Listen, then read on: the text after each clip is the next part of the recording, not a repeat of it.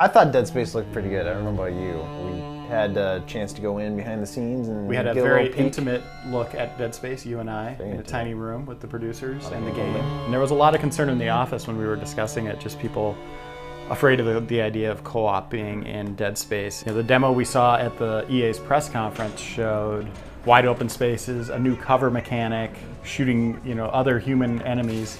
Didn't really look a lot like Dead Space. Obviously you got Isaac back, the suit of armor, the line cutter, stuff like that, but it didn't have that same vibe as Dead Space we've seen. But when you and I got pulled into that back room, we saw classic Dead Space with co-op, tight corridors, the darkened kind of ship exterior, you know, metal hallways, stuff like that. It just rang true to the first and second game. It reminded me a little of a Left 4 Dead with the witch, where you'd always like hear that sound and you'd be like, what is that? Just be quiet. And because that's what these new enemies, like feeders, are. You want to sneak around them if you can, kind of like set up and be very like strategic about how you approach it. Because as soon as they start attacking, it's like tequila shots. They just come out from all corners. It is such an intimate thing, you know, like scares. Like you want to be the one that experiences something jumping out at you. When you have a co-op partner, you don't want to wake the witch kind of thing. Like you want to be quiet around those new feeding enemies that we saw. That's something you're going to be communicating verbally with someone online. All right, be really quiet in here. Don't shoot the gun. All these things will come running at us. Let's just sneak through here. If you're like Dan Reichert and you don't have any friends, you can still play the game single player and it will still be that single player experience.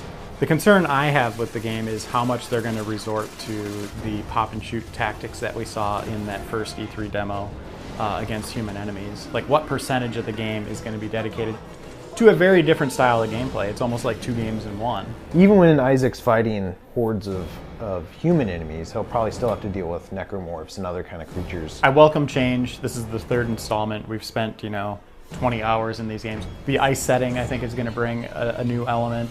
How they're going to deliver scares and horror that way will be interesting to see. But then also changing up the gameplay to a certain degree, you know. Zero gravity stuff's returning. Obviously there'll be a lot of stuff in space, it sounds like. Oh yeah? It won't all just be on this planet. So I'm really looking forward to where they go with it. And I think they're on the right path from what I've seen of that E3 demo giving something different and then that very classic Dead Space feel. I would say if there's one thing you want to communicate to somebody who's like excited for Dead Space 3 and they're worried about co-op mechanics, like don't worry, because like it still looks just as terrifying as ever. Couldn't agree more.